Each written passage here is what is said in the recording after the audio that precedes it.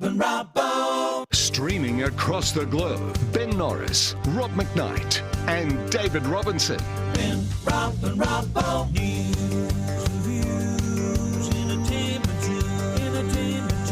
It's the Ben, Rob and Robbo. Ben, Rob and Robbo Show. Ben, Rob and Robbo Show. Welcome to the Ben, Rob and Robbo Show. Here's Rob McKnight. Hello there and welcome to the Ben, Rob and Robbo Show. It was a very big day yesterday. Ben and Robbo, have you recovered? Absolutely. Robbo, what about you? Absolutely. We had some technical glitches and we're here. Yesterday I was on my phone as we did the wide shot. Today I'm just sitting here. I'm being good. I'm not saying anything that's going to bring bad karma. No, of course not. And you're obviously ready at 2 o'clock to head onto the golf green there with that wonderful little jacket there, the pastel jacket. Is it a pastel, a light-coloured jacket? I don't mind that. Well, I don't care what you say. I like it, Robbo. I said it was nice. No, it is nice. It is nice. Yeah, very handsome man. Well done. Good job. Good job to Amanda, I think, actually. Amanda deserves the compliments there, I would think. For making me handsome. It is Well, a you're lot of close. work and a lot of spack filler, that's for sure. Hey, look, big show today. Let's take a look at what's coming up. Dave Hughes is in the house. Yes, you heard me correctly. And we are very excited about having a conversation with him. Cannot wait. We also have the manager of Kyle Sandilands. He's breaking his silence in an exclusive interview. Now, look, regular viewers know Bruno Boucher is our Wednesday regular, and he talks about his lists and pop culture. But today we get serious to talk about one of the biggest news stories of the week, and that is, of course, Kyle Sandilands' 60 Minutes interview. There are now calls, believe it or not, for Kyle to be taken off air. Not for him to resign, but for him to be taken off air. So we will get to that and plenty more. But first, let's get into our hot button issues. And we begin this afternoon with breaking news. The Australian Federal Police have announced they won't be pressing charges against News Corp journalist Annika Smethurst. You might recall last year when the AFP launched raids on her house and the ABC comms. Ms. Smethurst reported on a secret government proposal to extend domestic intelligence activity. We'll keep you updated on any developments throughout the day, right here on Ticker TV, of course. Robbo, you're a journalist. Should this raid have happened in the first place? Look, it really shouldn't. And you know what? There's a great example to do this with. It's the Angus Taylor example. So when he went to Parliament and went after the Sydney Lord Mayor Clover Moore and saying all of these things about how much she's spending and how she's not very green, they worked out to be doctored documents. It took the AFP less than 4 weeks to decide that there was no case there, but everyone else in the entire country thought that there was a case to be answered for, and now that's been dropped. This has taken a year for this journalist to be cleared of these charges. It was awful to see people going. They were rummaging through her underwear drawer. They were also going, as you mentioned, through the ABC. This is really bad, and once again goes back to this government likes to talk about things that it wants to talk about, and if anyone anywhere questions anything that they don't like, then they go after it. Scott Morrison did come out at the time saying that, he's at an arm's length from the AFP, but seemed to be very almost finger close to when it happened with Angus Taylor and how he was, essentially exonerated from any kind of potential investigation after 4 weeks. Rob, surely you've been around a lot of journalists, you are a journalist yourself. What are your thoughts on this? This is really, really poor form when the press, the fourth estate, they call it, can't question or challenge the government about something that's so important like this. Surely this is a worry for everyone. Yeah, look, we don't have a freedom of the press like they do in America, but there's always been an understanding that journalists can protect their sources. Journalists have gone to jail to protect their sources in the past. But I'm intrigued. We talked a lot on this show about privacy concerns and the government interference. Robbo has raised a very good point about the fact that Angus Taylor presented doctored documents. Now, where he got those is what is in dispute, but the AFP basically went, we've got no way of making a case. This journalist was raided, and it's interesting to note that the head of the AFP was there going, we'll take that one, ignore that one. And what he was doing was politicians who had contacted her, that was not submitted for evidence. So those sources were kept secret. But anything else, like any other sources, was up for fair game. We recently saw the AFP raids on the ABC, Ben. Do you think we're going too far with this, or do you think this is part of the government having control of the narrative and it's fair enough? I think it's the individual case that you have to look at to see whether or not it's warranted. I think in this particular case, it looks like they may have overextended themselves. I personally always come back to the same thing, and that is that if you want to raid my house, you could raid my house because I've got no secrets that are here. I know that both of you get really upset about that, but it would appear that these people thought they were doing their job, but in reality, I think they may have crossed the line. But it does, as I say, come down to the individual situation. So, but okay, let's look at. We've got feel. two situations here. ABC was raided, looking for sources for a story that ultimately the story behind the story is these stories that were published on the ABC and by Annika Smethurst embarrassed the government. Is this payback for embarrassment? Yeah, I kind of think with this situation, it seems really scary when we're like trying to paint the government as this really scary thing. That just doesn't bode well with me. So like, it's not what we want. For sure. No, it's not what that. No, and I think everyone has their right to question what's gone on here. But I think that these people thought they were doing the right thing. I don't think that they were trying to get back at someone. I don't believe that. Or maybe I'm just naive to think that. Ben, with all the stories that come and go, this was a huge story that embarrassed the government, and I would suggest they're looking for leaks because of the embarrassment. And once again, when the shoe was on the other foot, Angus Taylor, it was swept under the carpet straight away. And let us be very clear, forging a government document is a jailable offence. And he presented a forged document as evidence. That's right, and we remember that Scott Morrison called up the the head of the New South Wales Police Force, going, "Oh, well, mate, is there anything to do here?" And everyone was saying, "No, that's an overreach of power. How are you looking into what the investigation with Angus Taylor, and then talking to the head of police, going, well, have I got anything to answer for here, mate?" Like, and then he comes and goes, "Well, I've spoken to my mate, and he says that we don't have anything to answer for." That's an overreach of power. So doesn't it? I think that goes back to your point there, Rob, is that it is all about embarrassment. For some reason, Scott Morrison, checks in, and all of a sudden, Minister Angus Taylor is out in the clear, is all good. But it took a year for this journalist to get out in the clear when really, I think most people would agree, rather, that there was no case to be answered for in the first place. Yeah, and I'm just checking my notes here. So the issue with Annika Smethurst, what they were claiming, it was the publishing of classified intelligence documents. So that was the issue at stake here. And now we are confirming that they're not going to lay those charges, and we'll get more news throughout the day. But we believe in press freedom here. We know that the Ida Buttrose made a very strong statement in defence of the ABC against those raids. And, I do worry about this. I do think the media should be held accountable. When they go and prosecute someone have a trial by media, I think there's a lot of times they go too far. And this is the problem. I don't want no comeback against the media for people who have been wronged. I think that is really important. And I think the American press is too free. A press in Australia want to get rid of defamation laws because they don't want to basically have to answer for their incorrect publications. So I don't support that at all. But I do support the right of journalists to present evidence and get drops from sources to expose things going wrong in our government. That is the definition of a free press, and that's what we should have here. All right, I think we should move on. And the NRL is once again in the news for all the wrong reasons. Cronulla Sharks star Bronson Xerri has tested positive to performance-enhancing drugs and been given a 4-year provisional ban.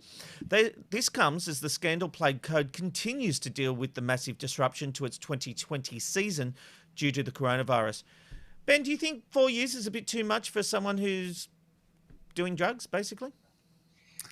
Look, I don't necessarily know what the right consequence for this situation would be. I mean, 4 years does seem a little bit excessive. Is that the right amount of time for this person to learn the lesson? You know, I think at the end of the day, sometimes they make examples out of people, and maybe this is just one of those cases where they're making an extreme situation, they're making an extreme case out of a smaller situation to prevent drugs in sport. Although it couldn't be argued, of course, that the rules are the AFL and the NRL have very big stances on anti-doping. If you take those risks of using performance-enhancing drugs, maybe you should just cop everything. I think he's probably lucky to be back in 4 years, isn't he? Yeah, I think that you're probably right. I mean, at the end of the day, this is a mistake that he has made, and this mistake probably could have cost him his whole career. But I'm not the person to be making the ruling here. Someone else has. Yes, you and can, Ben. all You're I Judge Ben. You make the ruling. Yeah, well, I think at the end of the day, what I hope to happen is that there's a precedence that's being set and that other sports people out there are playing fairly and they're not abusing drugs, and and maybe we stop seeing that in sport so much. But there is a precedent being set here because in the 70s, the Olympic Games, the Olympic movement outlawed these kind of drugs or these kind of testosterone additives that this player was using. So the precedent has been there for, almost 40 years, and then this guy comes and does it. 4 years, I think, is probably too much for a first-time offender. I really do. He's young. He's 19. We've got to remember with elite sports people, there's all this pressure from everywhere that you've got to be amazing, you've got to be great, and you're lifted up like gods and things like that, and things can get out of hand, especially if there's not that support there. I think 4 years is too long for this, but he did cheat. If he did cheat, then he needs to pay the price for that. These are elite sports people. There are millions of dollars behind it from all different areas. But I do think that 4 years is probably a bit too long for someone who, for their first offence, who is 19 years old. We need to take that into account. But yeah, there definitely is precedent here for especially these kind of drugs that he's been accused of using. And I always think he's the one that got caught. But let me ask you a question. Is it time, and this is so un-PC, is it time we had a dirty games where you basically have an Olympic event or an Olympic type event where everyone can use whatever drug they want and we see how far and how fast these people can go, Robbo? Actually, I really appreciate the question. I really do. I think that's a really fun thing because I think no one else is going to be asking that kind of question or discussing this topic. You know what? Yeah, if you're someone who feels like they've got to take these kind of steroids or you want to do that, absolutely. I know what it is. It's a knockout steroid style. So that's the thing we're going to pitch to the networks. It's a knockout. Unfortunately, we can't get Billy J. Smith, the beautiful man. He is now have been gathered and taken up to heaven. But if we could get someone else, it's a knockout, and we really mean it. Rob, I think we're onto something here. I'll get Bev McGarvey on the... No, she doesn't know what she's talking about. We'll get someone else on the phone to pitch that very, very exciting story to. What do you think? Let me ask you, Ben. Obviously, in all seriousness, there would be likely deaths. People would push themselves too hard and too fast. But at what point do we just accept that people are using enhancements to be competitive? We're talking about millions of dollars are obtainable if you do perform well. So you can understand that desire to, that reasoning why you might just take a little bit of enhancements to go further if it's going to mean you get a multi-million-dollar windfall. I think you guys have lost your mind. Like, is it Tipsy Thursday already and you guys are drunk? Because it seems ridiculous to me that we would even entertain the idea of letting people have a dirty games.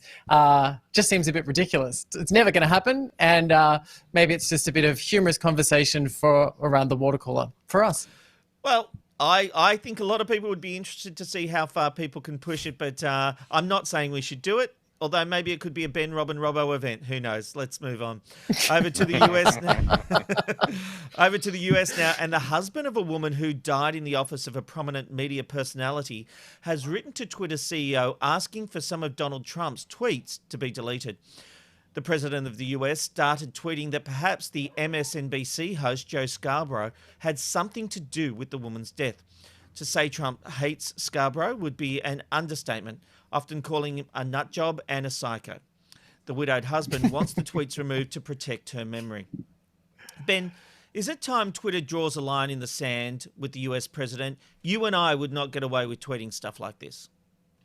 No, and it's an absolute abuse of power, and it's just an embarrassment. You have to really wonder how many people are following Donald Trump on Twitter because they want to hear him to be taken seriously, or whether they're just following him like he's a really funny Twitter site. Like for me, I do follow Donald Trump, and I laugh at a lot of what he says. However, in these situations, I can imagine, I can't even imagine what it would be like to have the president of your country making up false accusations on the proviso of making himself feel better because he is an insecure twat. Doesn't make any sense to me.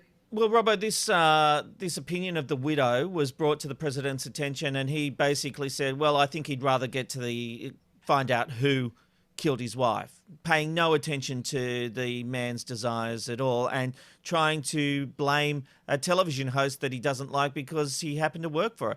It's appalling, but I think what's more appalling is the enabling. Now, Twitter are actually, they've started just today to put some fact checking on Donald Trump's tweets. So if he makes a statement about something, about voting by postal, there is now a link at the bottom of that tweet saying to find out more about postal voting, click this link. That's a good thing, but it's a bit of a soft approach, isn't it? Twitter has a lot to answer for, and I've said this for years. Twitter is the cancer on the face of society. It gives too many people a microphone and a soapbox to unleash really awful stuff. And you know what? The President of the United States is one of the most guilty of that charge. I think it's important to do that. But what we've seen before from social media giants like Facebook, for example, when Mark Zuckerberg, fronted a Senate committee in the US, he was repeatedly asked whether he would fact-check political advertisements. Now, we all know the story. He basically skirted around that issue and said, well, everyone has a right to talk about things. It was kind of left very murky. Absolutely. If Twitter wants to take on, this role in society, and a lot of good things do come out of Twitter. I'm not going to say that, but a lot of bad things come out of it too. They need to step up to the game and go, you know what? No, this is rubbish. So you see this analysis of Trump's speeches over the time, and they'll say things like, over the space of 15 minutes, he said a lie every 2 minutes. That's an example, but he does that kind of thing. Absolutely. If Twitter gives a voice to these people, then Twitter needs to govern it. I think everyone and the whole world would be better without Twitter, but that's just my opinion. Well, don't forget you can leave your feedback at twitter.com/BRR show or facebook.com/BRR. Yeah, hit us up on Twitter. Yeah. Forgot about that. And we stream every day through Twitter and Facebook. We love Twitter, yeah. One last point I would make about that is that there is a report out today or yesterday where the executives at Facebook were talking about the fact that their algorithms divide people and how they could change them to bring people together, so people of similar mindsets. And they made the decision that division was better to increase the usage on Facebook than unison. So Facebook is actually trying to pitch you against people who disagree with you and your friends that disagree with you. So if you have opposing political views, you will hear more from the people who disagree with you than the people who agree with you. So just think about that next time you're scrolling through your newsfeed. All right. Jimmy Fallon is the latest celebrity to apologise for doing blackface. The Hollywood Reporter has published comments from The Tonight Show host saying that he's sorry for the performance that aired 20 years ago. Let's have a look at some of it, and a warning, a lot of people will find this offensive. Guess what? Not a lot of black folks on the show. Right. Not a lot of black folks on the show. You know why? Because black folks don't like to answer questions. Oh, they want to be millionaires, but you got to ask that kind of questions like, in 1981, how many grams of crack did Rick James smoke when he recorded Super Freak? Once this clip came back up, it's led to calls for Fallon to be sacked. The cancer culture is at work again. Ben, do you think there's any excuse for doing blackface in the past? No. Imagine here in Australia if we dug up Fast Forward or the comedy company and saw Magda Savansky with blackface pretending that reenacting The Help from some iconic American films. We love Magda. Magda's great, and she doesn't have a racist bone in her body, which means that I don't necessarily think she's responsible for that. That style of humor we thought was appropriate in this country right up until 2010. And it took Harry Connick Jr. to be on Hey Hey It's Saturday to stop a segment and say, this is not appropriate. And once that happened in this country... who has also done blackface. I don't necessarily think that's true, Rob McKnight. I think that footage was proven to be wrong. I don't think he had done blackface. I think that was proven last year. But what I would say, though, to Harry Connick Jr. when he said that... We're going to investigate that through the show, and we'll find out what the truth is. We should. But what I will say, though, is it was a really big turning point in this country because a lot of people watch Hey Hey It's Saturday and they saw that and they went, you know what, he's right, we shouldn't do this. And we really don't see that happening in this country anymore. And I think that sometimes it takes for people to be pointed stuff like this out and say it's racist, it's homophobic, it's inappropriate, it's sexist, and then people will change their ways. I can't believe that some... on this, Ben. I've got a couple of questions, if I may. 20 years ago, so, times have changed and no one would do blackface now. Having said that, he was doing an impersonation of Chris Rock. Does that mean a white man's not allowed to impersonate a black man and a black man's not allowed to impersonate a white man? Or is a black man allowed to impersonate a white man? And if you're a white man impersonating a black man, do you have to do so as a white-skinned man? I think what you need to do is actually Google why blackface is inappropriate. And I think once you go down that rabbit hole... I understand the history of it, and I understand the minstrels and the inappropriateness of white people posing up in black minstrel face and taking their songs and stealing their culture. I completely understand that, and there is no place for black and white minstrels. I 100% agree with that. But what I'm saying here is actors act. They get into costume. Nicole Kidman puts on a fake nose, wins an Oscar. People put on fat suits. We're now getting to the point where it's like we've got this transgender character, but only a transgender person can play it. I guess I'm trying to say we understand blackface is a wrong thing. But if you're doing a comedy act about someone, we're now saying you can only act or do an impersonation of someone if you fall into all these categories, and you're drawing a long bow, come on, really? You can't necessarily, no, you can't talk about blackface and then make a reference to Nicole Kidman's nose for the film The Hours. Those two things you can't compare. No, my point is that people put on prosthetics, people put on makeup and costumes to change their physical appearance to impersonate a character. Why is it so different when Jimmy Fallon is doing a impersonation of Chris Rock? I'm unfortunately not going to be the right person to have this argument with you because I can't off the top of my head tell you, but quite recently at a dinner table, I very much was you having this conversation, and for the life of me, I can't remember exactly what was said to me, but there is a big difference between blackface and the culture of that and why that is wrong compared to something like the movie White Chicks with the Wayans brothers. However, I do understand and I do think that we have a point when we say if that's not appropriate that way, it shouldn't be appropriate the other way either. So look, I think impersonating people and black appropriation on all of these things needs, we're living in 2020. We just need to be sensitive and we need to update ourselves and we need to be appropriate. I agree with that. We're living in 2020. But Robbo, isn't there a problem when we're just trying to cancel everyone over something they did 20 years ago? Well, that's what I was going to say. So, yes, I understand what Ben is saying there. It's 2020. It doesn't happen anymore. And it doesn't really happen anymore, not on mainstream media, and that's important. But this is 20 years ago. The other thing is Billy Crystal did blackface. He played Sammy Davis Jr. at the Academy Awards in the 80s. Also, we can't forget that Robert Downey Jr., played a black person, a black Australian person in Tropic Thunder. Nominated for an Oscar.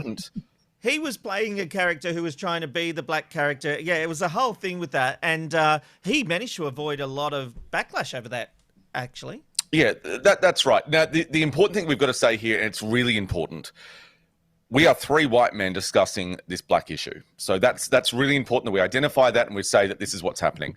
We cannot understand fundamentally what it feels like to be a black person or a brown person who has dealt with this all their lives. We can't do that. And I think we've seen that as being a massive mistake from shows like Sunrise, where they get all these white people and white privileged people, like, you know, quite high up in the stratosphere, talking about black issues. We can't fall into that trap, Okay, and I won't let our show. Pull up about that too. Hang on. Let me. I just want to finish my point. Let you get to your point, but there's just something I need to pull up on that. The whole sunrise thing comes up during a hot topics discussion, right? It's not planned to talk about black issues or Aboriginal issues at that time. It's just of course it is. The day. And then every time, that means we can't talk about any subject here that doesn't involve basically white males. I didn't say that. What I'm saying is that we're discussing it right now, but we need to point out the fact that all three of us are essentially white privileged males, and we need to identify that. Yes, but when I see black people in America getting killed by police by stomping on their neck, that happened this week. You know, like we had those police officers who smothered a man to death with his knee on his leg. That is appalling. And I stand up, and I can, as a white person, I can have sympathy for that. You know, do you know what?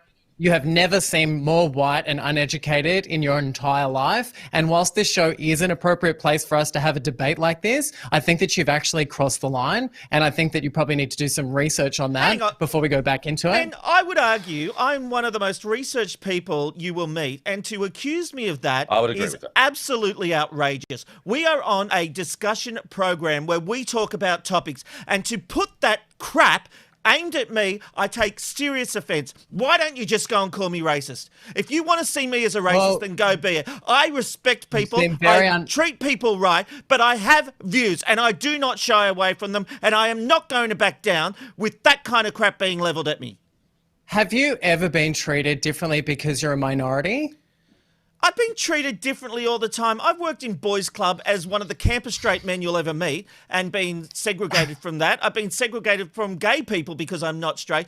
Yes, I haven't had the issues that other people have had, but I know what it's like to be isolated. I know what it's like to be an outcast. My God, mate, I've lived through getting sacked publicly by Channel 10 and had to deal with the issues of that. So yes, I do understand some things. I am not saying I know what it's like to grow up as a black person who's constantly judged and looked at by white people, you know, and I'm aware of the story that happened just overnight in the US where a white woman in Central Park called the police because an African-American man was there looking at birds, and she started screaming on the phone that he was attacking her. That is the racism that is out there. Those people are racist. Because I have a view and I'm trying to have a discussion about people in acting, in the world of acting, putting some black makeup on to inhibit characters, do not dare try to take me down that path because I will not have it. Well, I think it's just really, I just felt like you're a little bit out of your depth. I felt like we were heading into a really... Tell me what I've said wrong. Well, I think just the nature of not necessarily understanding the definition of blackface. And I wish that in moments like this, especially in confrontation, sometimes my mind goes a little bit black. And I wish for the life of me I could tell you the exact reason why that's not appropriate. But what I would say is that we are in an evolving... I'm willing to accept that blackface is wrong. I'm not challenging that. Blackface... We've come to a decision as a society, it's wrong.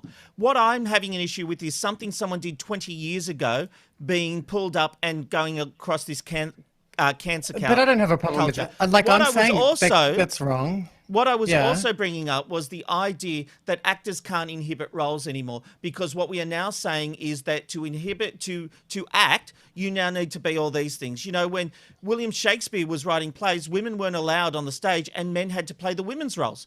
You know, acting has always been being someone you aren't. So from now on, what we're basically saying is that you can only act on screen as the person you are. That's pretty much what we're saying. Well, I think appropriation is a huge conversation that's happening and it's evolving. And I think we have to be really careful about how people feel. And when I have been treated differently because of my minority, that makes me understand that the small pressures that puts on me is the breeding ground for depression, and it really affects people. And I just want to make sure, and I just want to be really clear with this, because I think you did lead me to the point of trying to say that you were racist. My point was you've just never sounded so white when having this conversation. That was all I said. Maybe that might be deemed as a little bit inappropriate, but I'm just saying that in this particular situation, I felt like the three of us seemed very ridiculous discussing it because it felt to me, So and it still basically, feels we to me can't like a little discuss- inappropriate. So what we're going to do is oh we're my going to shut goodness. down all Indigenous and racial issues because we're three white men and we can't talk about that because we're not deemed worthy of being able to speak about those issues. Even if in our hearts we care about these issues and we want things done about these issues, Correct. and Yep, I'm correct. a big bleeding heart when it comes to Correct. these issues, but we can't Correct. talk about them because we're white men. Is that what we're saying? I felt like if we were going to have this conversation, it might have been, and we're going to have a serious conversation like this, it might have been worth bringing a person of color in here to join the conversation, because to me, it just seems like But the we three of don't us, do even that just in our hot looking, topics. We sit here and we talk about hot button topics and we have discussions bring people about in. what's going. We bring people But in at for the same time, future but we interviews. had this topic. We had this topic since this morning. So if you think that that's something that we should do, I agree with you. I think that's fun to do that. We're all busy doing different things for the show. But if you think that that's what we should have done, then maybe that's what we should have done. I agree with Rob. I think that we can still have opinions on things. I acknowledged it earlier, and I think that's kind of what really blew this up. But I acknowledge the fact that we are white people, and we're saying that. But we also live in this country. We live in this world. The same as Rob. We both said this before. We're bleeding hearts for all these different people, whether you're gay, black, straight, whatever. It doesn't matter.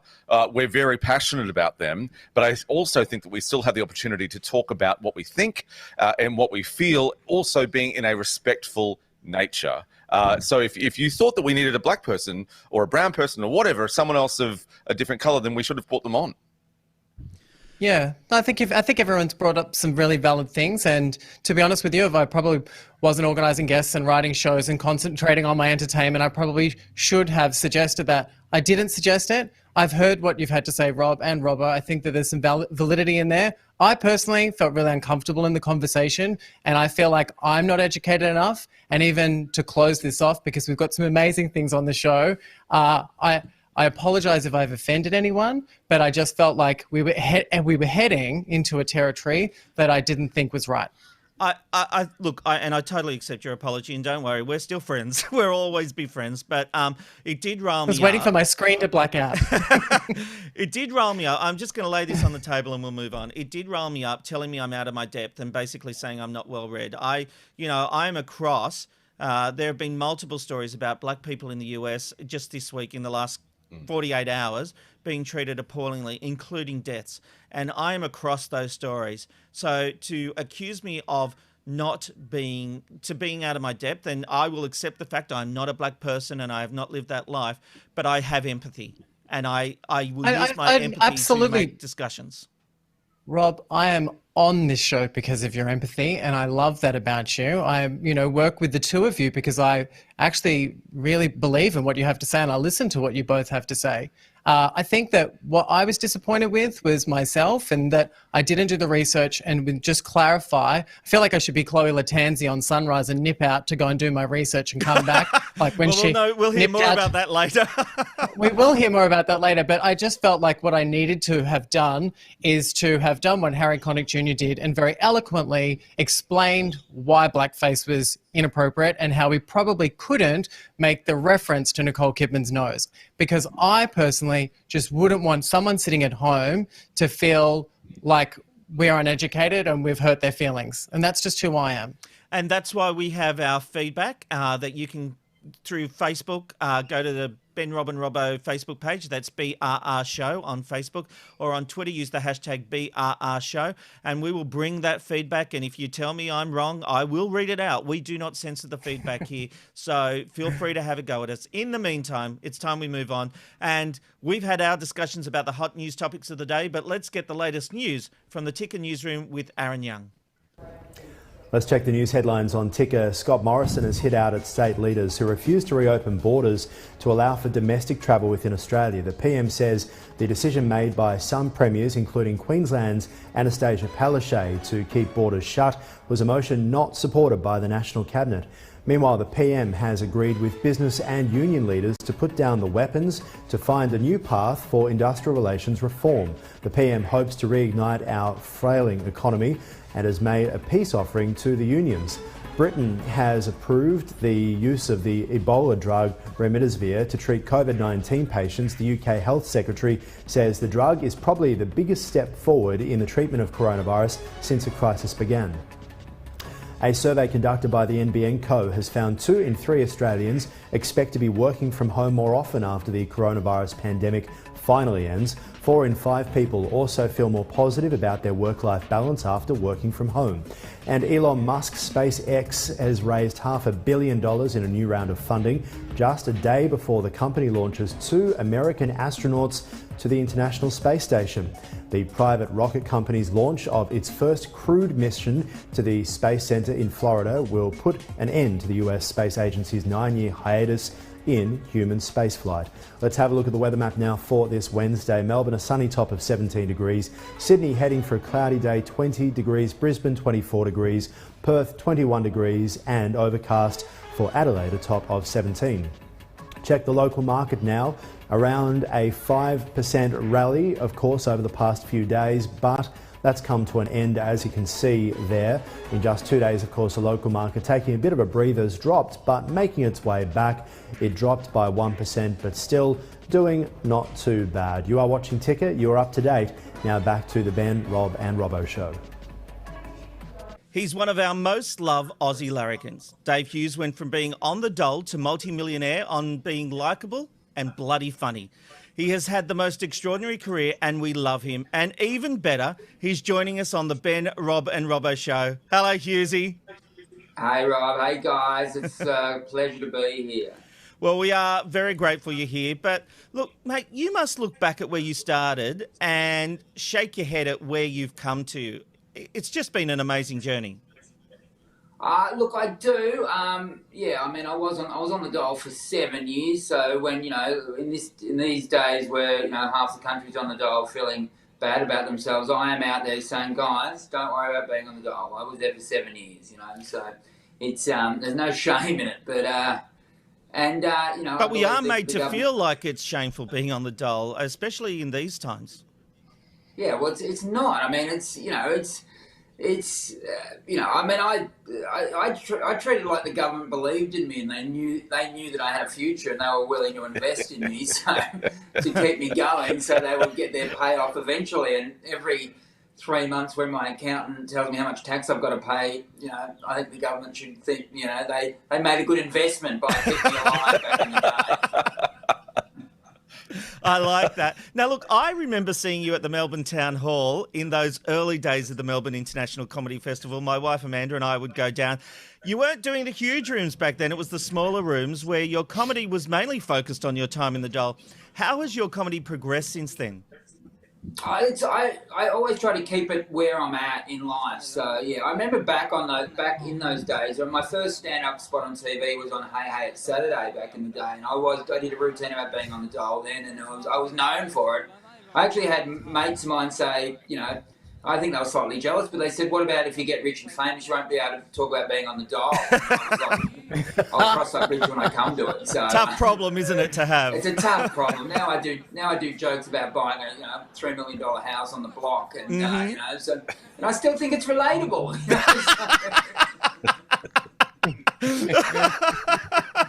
know, Sorry. Well, you know what? You mentioned Hey Hey It's Saturday, so I think it's only fair we get a little taste of what it was like when you first appeared on Hey Hey It's Saturday. David Hughes. I love the hair. Susan Boyle cutter. Hello everyone, how are we going? Yeah, great. Having a good time? Yeah, all right. Now you're all wondering about me, you're all interested in what I've been up to in my life, and that's fair enough, I don't blame you. I've had an interesting life. I haven't always done comedy, I've done other things. A couple of years I studied at uni. I did accounting for a couple of years. Well, it sort of was going all right till I had my first work experience. I'm sitting there in the office and the guy said, mate, can you work this out? I said, mate, why don't you work it out?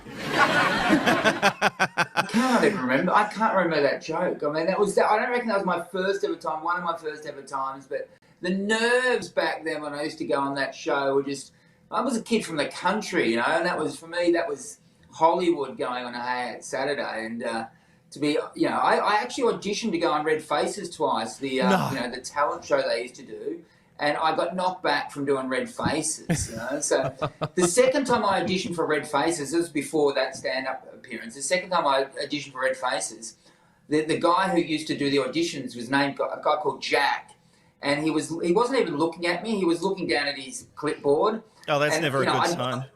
It wasn't a good sign, and I said, mate, I actually said to him, can you look at me? Can you just watch me do this? And he basically said, no, I've seen enough. And I said, you haven't even given me a go.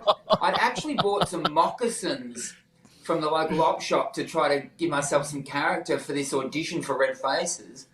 But he actually, true story, got the security guard to walk me out of Channel 9 because he was worried that I was too aggressive. So it was like I was a nutter who he got walked out of the studio so that I didn't attack him. So, oh, wow. Who's got the red face now? But well, you know what? The first time I actually got booked to do the show, not through Red Faces, which was obviously an amateur thing, I got booked as a professional comedian. I walked past him and he didn't even recognise me, so I didn't even have the moment, have that joyous moment of saying, "I bypassed you." Well, Hughesy, where's Jack now? Where's Jack now? Look, I don't know where Jack is. He was the Red Faces talent coordinator for a long time, so he actually did have a successful, thing, because I mean that was a big part of AEST Saturday for probably 25 years. So he did okay. And we have actually made it. But whatever. Oh, okay, good. Good. Now, we've got to talk about your phenomenal radio career. You've had such amazing success, especially when you were teamed with Kate Langbrook. Tell us how that came about, because I love Kate and I love you together. How did it come about that you were on the radio together? I used to, around those times where that video you saw from AEST Saturday, when I was on the dial, I used to phone into a community radio station in Melbourne called Triple R, which is still going, and doing a great job. It produced a lot of talent. And I used to phone in on a Friday morning. Another comedian called Dave O'Neill was on the show as well with Kate. They did a breakfast show on Triple R, and I used to phone in on a Friday morning. We sort of got to know each other through that. So, and then when Nova started in Melbourne, they called us up and said, do you want to start the breakfast show in there? So that was 2001. So yeah, and we've worked together ever since, basically, till she went to Italy, and we haven't worked together for a year while she was in Italy. And this year she's just not working on the radio. But yeah, so I've had a really long career with Kate. We're still texting. Right, she texted me last night, in fact. So, but there's so many. That was her. That's footage of her surprising me. We'd been broadcasting with her in Italy and me in Australia, and I thought she was in Italy one day, and then I turned around, there she is. She'd flown back secretly. So yeah, it's been a long career full of mainly ups, and we've had some great fights over the years as well. But it's been a lot of joy in my relationship with Kate. Well, that's my next question to you, because it's almost like a husband and wife relationship there, isn't it? And is that what makes it successful? And also, Hughesy, tell us what the fights were about. Who won? Was it you? We had one fight, and I've talked about this before, but she'd gone on maternity leave, and she's had 4 kids, while we were doing the show, and that involved maternity leave, obviously, and fair enough. And she went on for maternity leave for, 3 months or whatever, maybe less. And the first day she got back, she just came in and just full of, more energy than probably she'd ever had, because she hadn't had the outlet. And I think after the show, I said, you just need to dial it back a bit, And she did not take kindly to that, and absolutely blew up, and didn't come to work for another 3 or 4 days. So it was No. Oh wow! Yeah, so have you pulled back from that kind of thing? You don't tell her that. Yeah, we haven't had a fight in years. In fact, it was it's similar probably to me and my wife, my actual wife, who we haven't fought for years either, really. So maybe you just give up eventually. Passion leaves, you just can't be bothered fighting, realise it gets you nowhere. I'm not sure, but so no, we haven't fought for years. Fair enough. Beautiful. Hey, Hughesy, one question I've got to ask is that it's hard when you transition to another partner. And what was it like when you had to go to Ed Cavalier when Kate left for Italy? Look, Kate did do the show from Italy for 6 months, I think, actually. But but then she's like, I want to enjoy my Italy experience, and this show, when I'm doing the radio show, I don't feel like I'm getting the full Italy experience, and So she's got a bit of a different ethic to me, where I'm like, I'm probably more insecure, to be honest. So I can't handle not, being basically out there every day. So, and I would love to be able to go to Italy and work from there and still get paid, obviously. But anyway, and that's her. That's absolutely up to her, and money's not as important to her, and I appreciate that. And I wish I had that attitude, to be honest. But although she is coming back to Australia, so is she going to be reunited with you? Because the commentary from SCA at the time was always, Kate's going on a sabbatical. When she comes back, she will absolutely be back in the studio with you. Will Kate be resuming the chair next to you for 2021? Yeah, look, I would most likely, that's for everyone to work out. So, but yeah, so that's I can see that happening. So, but so hopefully. So, but yeah, and of course, no disrespect to, can I just quickly say, no disrespect to Ed Cavalier, but will you push Ed Cavalier in a ditch and run off with Kate Landrock? No, having said all this, I've been loving working with Ed as well. So there's no, me and Ed are great friends too. So, and he's filled the breach beautifully. So done a great job. Yeah, no, there's absolutely Ed is doing a great job, and I love working with Ed as well. So I've actually been really lucky that he's been able to But I think come even in Ed knew that Kate is your first radio love. You guys have done the show together in Breakfast, in Drive. You guys have been such a winning combination, and he knew what he was getting into. As soon as Kate wanted to come back, he knew that would be the way it is. So he would have surely no hard feelings about that. Yeah, no, absolutely. I mean, everyone's on the same page, so it's all good. So yeah, I don't know when Kate's going to come back, but I'd say she'll be back next year. So yeah, awesome. So but which would be great. So I mean, obviously Kate's a superstar who we love. Yes. Absolutely. I was just going to quickly say, it's not gay if it's in a three-way. So you could just all three of you get together. Absolutely. It's a massive chance that it's a good chance that will happen. So, no, it's, exciting times. I'm very lucky to work with so many talented people. So it's, I've had a blessed career in many ways that I can work, in combinations that are operable, so to speak. Now, Dave, you know our co-host Ben pretty well. So well, in fact, he appeared on Hughesy, We Have a Problem. Let's take a look. What we've got here, guys, we're going to do, this is not legally binding, by the way, but we are going to do a Hughesy marriage here. So there's a ring for each of you. My God. Give him the ring. Mum will be so disappointed she's not here for the... Guys, you've got your poppers, all right, so... Who's going to marry now? I got our poppers. I've got to make sure before I marry you, you're not related, are you? No?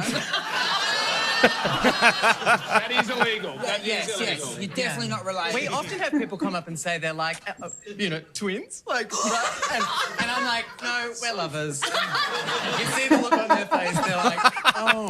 I'm like, it's twin fest. Yeah, but... It'll be a thing soon. So, this is our little marriage, right? So cue the music, please. Band back in the... Should I be getting down on my knees or... Sorry, I love that. It was a golden moment for the show, and it was. I really appreciate you being involved there, Ben. So that was the TV show you went from. There's all these little ideas you have, and how can we extend it? How can we make it into a moment? And that was one that worked really well. So appreciated it. Ben, what I want to know though is what is it like working with Hughesy? Well, I just have to say that I was really shocked, and I'm not trying to be funny here. You were so organised, and you really ran that show. I've been on a lot of different shows, and I've sort of seen the host, be run by the producers and everything, and you were just so on the ball. I was just so impressed with how much involved you were and how good you were at this job. Like, you had done your research, you knew everything, and if anyone has any idea about the type of work that you put into a show, that's where I learnt that you could do it. But I will ask really quickly, Hughesy, was it your idea to come up with that show, or did 10 pitch that to you? No, it wasn't 10. It was it was Screen Time actually came to me and said that, but that was a real vague outline of a show, to be honest. It was like just you it was a help desk type show. A guy called Jack D, I think, did a show along those lines in England. So they wanted to call it First World Problems originally, but I'm like, let's just call it Problems because, First World Problems are problems, So it was, it wasn't my original idea, but we built it, and I appreciate you saying that I was organised because, as in that show, I'm there every step of the way, and there with all the ideas, and this is how I want it to go, if you know what I mean. So, and the good thing about so hands-on. The good thing I've found about hosting a show. That's my dog barking. Bubbles. Bubbles. Down, boy. Bubbles, come here. Bubbles actually. Come here, Bubbles. Actually, wait 1 sec. Bubbles is a bit skittish, but hang on, Bubbles. Anyway, Bubbles is a dog. Oh no, we have to see Bubbles now. We have to. Come on, Bubbles. What Bubbles? We've had Bubbles for 2 years. Bubbles. Come here. Bubbles. All the time in the world for Hughesy in his house. Well, I don't know if we saw it on air, but I did see Hughesy's son pop in at one stage. Yeah. Well, that's what I was going to ask you. This is Bubbles. No, Hughesy. this is Bubbles actually turned up on Hughesy. We have a problem as well because a woman was not allowed to have pets in her block of flats, and we rang the flat manager of the building, and he said she can have a pet. We brought a rescue dog out, which was Bubbles, this dog, and we presented her to the woman, and it was a great TV moment. And that show ended up going into air, and my wife said, did that woman actually adopt that dog? And I said, I think so. She said, ring the producer, and I did, and the producer said, no, the woman didn't actually adopt the dog. And then my wife said, well, we're adopting that dog. So Oh, wow. that's why Oh, Bubbles my is with God. us right now. Wow. Before we step away from talking about... just before we step away from talking about Hughesy, we have a problem. I don't want to put you on the spot, but I've got a quick problem for you. I'm a real self-sabotager. What do I do with self-sabotaging basically everything? And an example of that is I asked you to do the show last week. You said, absolutely. And you said, just make sure you message me on a Tuesday. And I completely forgot and rang you this morning. And thankfully you said yes. But I think that's a bit of self-sabotage. Do you have any advice for people who try and ruin their lives? Well, I mean, I do the same thing myself on a regular basis. So I don't know why we don't do things that, are going to make us feel good. For example, for me, I, avoid ringing my accountant, even though if I rang them, it'd probably save me a lot of money. So it's like... Well, I've got a bit of advice for you, Hughesy and Ben. Get your shit together. Fair enough. Hughesy, Oh, well, it problem has been an solved. absolute pleasure. Thank you so much for joining us on the Ben, Rob and Robbo Show. We've really loved talking to you. No, look, I appreciate the interest, guys. You're doing a great job. Thank you. And Bubbles says thank you as well. Good on you, Bubbles. Bubbles snores like a polar bear, actually, to be honest. But, do they snore, polar bears? It's the red light shot of the day. Where are you going today? You never know where you'll end up with the red light shot of the day. And today we're taking you to the Wollongong Grove Panda enclosure in China. It's a mostly sunny day over there as the mercury heads for 29 degrees after a low of 14. Yeah, look at the panda. Cute. And that's happening right now. That is a live shot. But I know you're all intrigued with everything that's been going on in the show today. I know you all want to know what people are saying. Let's bring up the feedback. So, that's one from yesterday, which I was trying to get rid of. No, Amanda, it didn't work. We were unsure, but I'll tell you what people are saying. Madsen says, I agree with Rob. It's not like they are making fun of black people in general, but rather parodying and impersonating a particular character. We were talking about blackface and the idea that Jimmy Fallon apologised for the wearing blackface 20 years ago. That has become an issue this week. We've also got Marie saying, good on you, Rob and Robbo. Pity says, the way you handled this, Benjamin, made me proud to be your mate and thrilled to see a white guy take a back seat on the topic of blackface. Claire says, you've all touched on valid points from your own perspectives. Appreciate that this was a tricky and passionate topic. Kudos for how you brought it home with respect for each other. Good adulting, lads. Very nice. And we've just had Dave Hughes on, and Gay says, love Hughesy. And I couldn't agree more than that. We'll say goodbye to the pandas now, although it's hard to. We could stay on that forever, couldn't we? It's so cute. A lovely bit of panda action in the nicest possible way for a Wednesday. I know, Robbo. All right. Now, look, every Wednesday we catch up with our good friend Bruno Boucher to look at the world through his magnificent eyes. But this week, Bruno has been dealing with the fallout of one of the biggest news stories of the week. To find out more, let's join the man himself. He's joining us live outdoors. from an outdoor location. Hello, Bruno. Oh, Bruno. Hey, good afternoon, Ben, Robin, Robbo. How's it going? Yes, I'm outside. I could have been inside with a white background again, but I thought I'll go down the road and go to Rose Bay Wharf. So, no, I was going to say to you, Bruno, this is obviously in your massive, expanding estate. Is that where you are? From the East Gardens, are you, Bruno? Sorry, you're right. I should have initially said that. Yeah. All right, we've got some serious stuff to talk about, Bruno. It's not going to be your usual jovial segment. A lot of people might not know, but you are Kyle Sandiland's manager. Yes, and I've worked with Kyle for the best part of 10 years, mostly on his radio show. Most recently, I was the executive producer of the show. And not only have we had a professional relationship, which we continue to do now, I'd also consider him one of my closest friends. Yeah. Right. Good to put it out there. And I also must disclose that I have been paid by the Kyle and Jackie O show for occasional appearances on their breakfast program. So before we begin any of this discussion, I just want to make that disclosure. All right, this week there's been a lot of talk about that 60 Minutes interview, including on this very show. We had a situation where 60 Minutes promoted the story one way, but it turned out to be really fake news. Just to remind our viewers, here's the promo. I don't give a 20 years of radio mayhem. But is it all about to end? He's crying. Why? There's a condition that I've been diagnosed with that I haven't spoken to anyone about. Well, very big promo, promising a lot, but here's the way the segment went to air. He's crying. Oh. Why? Well, there's a condition that I've been diagnosed with that I haven't spoken to anyone about. Are you joking? Yeah. Sorry. Holy moly. Oh, why would you do that? Why would you do that? I genuinely... Oh, don't start. Don't. You had me so... You so had No, me. that is emotionally mean. Yeah. That was really cruel. Arsehole. Oh, my God.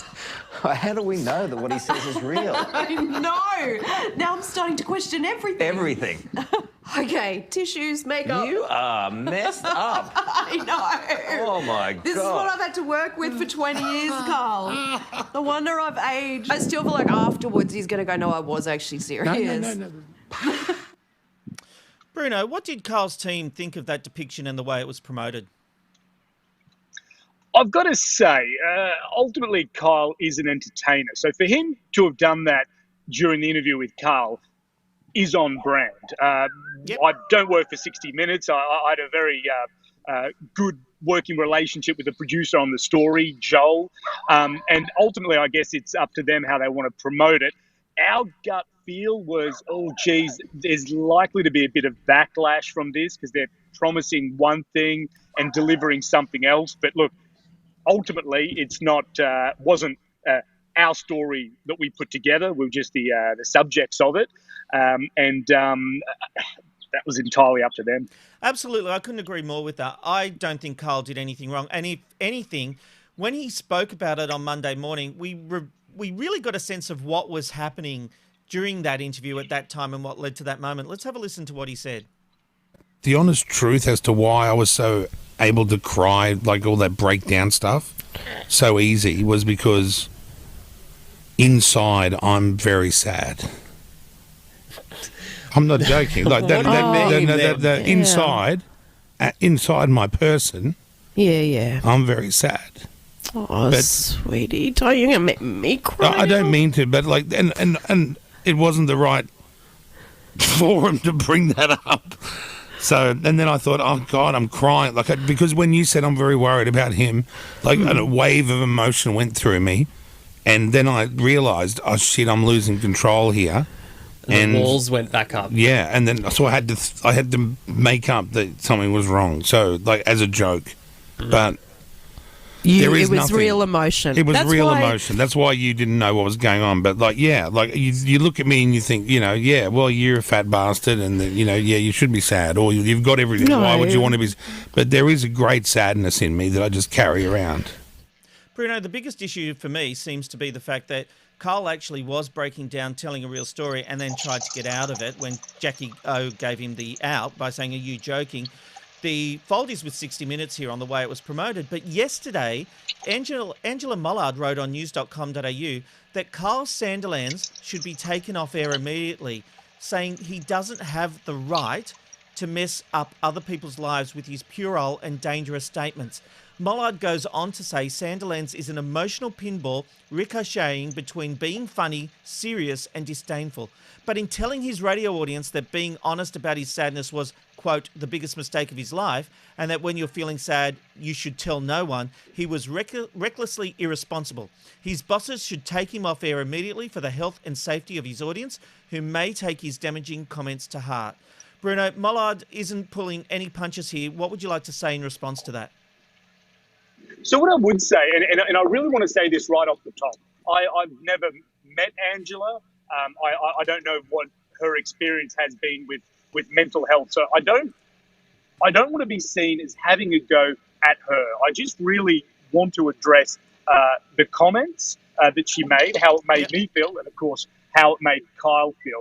And so, you see, the first thing is it's very, very damaging, I think, to have a go at how people deal with their mental illness. Now, Kyle is typical of a lot of men that I know, myself included, who they find it very difficult to deal with mental illness in a mushy and emotional way, which is why Kyle yesterday morning on the show was having a go in a humorous way at the people that had reached out to him with nice messages. And going back to my point, a lot of men struggle with the approach that might work for other people of the warm and fuzzy stuff. But Kyle and a lot of other people, they still want to be themselves when they deal with that into it. So I guess what I would say to Angela is I think that, okay, so she wrote the article saying, look, I think what Kyle did an incredible disservice to mental illness in Australia. And what I would say in response is I think having a go at how someone genuinely is dealing with their own mental illness, I think that's equally damaging. I think that's fair enough, and I agree with you. Look, the fact is, Kyle said something on a TV show which was misinterpreted and misrepresented by Channel 9. He's now copping a backlash over this, but I get this cancer culture once again. Everyone wants everyone sacked. Is this just another excuse people have got for wanting to get him off the air? Of course it is. And the reality is, Angela in her article says, either Kyle has some type of mental issues, and he should be taken off air and assessed, or he doesn't care about people. And in my opinion, that's a very simplistic way of looking at it, where Kyle's doomed if he does, doomed if he doesn't, right? Yep. And I actually think that it's that what Angela is doing is very disingenuous to any discussions about mental health to say that if you are suffering mental health, you must be taken off air. You cannot make your living, you cannot have your livelihood because you're dealing with mental issues, because there are so many people that are able to turn up to work, do their job to 100% of their ability, but when they go home, they break down. It's difficult. Yes. And I would just ask Angela, without knowing what she's been through or what her experiences are, I would say you've got to be incredibly sensitive of that, and you probably should have put your hatred for Kyle to one side when you were putting this article together. Absolutely. And look, there. Unfortunately, we are way over time. The Ticker newsroom is standing by, and I could talk to you for another 20 minutes about this. But at the end of the day, people do struggle with mental illness and sadness, as Carl has expressed it. The fact is, he was responding to the fact that he was misrepresented by Channel 9 and saying, this is why I don't talk about it, because it's created all these headlines. You know, like, he's actually the victim here. Now, people do want to paint him as the bad guy, but he's the victim, and now you're calling for him to be sacked because he's exposed to weakness. I can't agree with this at all, Bruno. If you could just indulge me for a couple of minutes, sorry. There was one main point that I wanted to make, and it's when it comes to mental illness, Kyle has actually been dealing in a roundabout way with mental illness, which is through me. I know that in the media industry, it had kind of been thrown around a little bit, and I'm happy to talk about it, which is last year I was in a psychiatric ward against my will for 8 weeks. Now, you couldn't have found a more supportive person than Kyle, who I spoke to every day and who dealt with me in his normal approach. No, he wasn't like my mum and dad, who were warm and fuzzy. He was asking me all types of questions about what I'd been up to. He was making jokes. He asked me inappropriate questions, as he and I often do to one another. And for me, that was incredibly helpful. And this is why yesterday, when I read Angela's article, I just thought, you know what, screw it. I really want to address this from my own experience. Well, Bruno, I tell you what, maybe we should talk to you more tomorrow or during the week. We'll look at availability because we are really out of time. But you, sorry, that's my fault. No, absolutely not your issue. The fact is, you have been on an amazing journey yourself. So I forget Carl for a moment. Your journey is one that we need to talk about, and your admission here is really powerful stuff. So you and I will have a conversation off air. But, mate, I really appreciate you joining us today, and I really appreciate you being so honest about your own struggles, because mental health is the biggest issue we are facing in this country, and it's the hidden epidemic that we're just not talking about. So, mate, thank you very much. We appreciate you coming on and talking about that. And that brings us to the end of the Ben, Robbo Show. We really do have to go because Ticker are waiting and we're 6 minutes over. So we will see you tomorrow on the Ben, Robbo Show. It's the Ben, Robbo Show.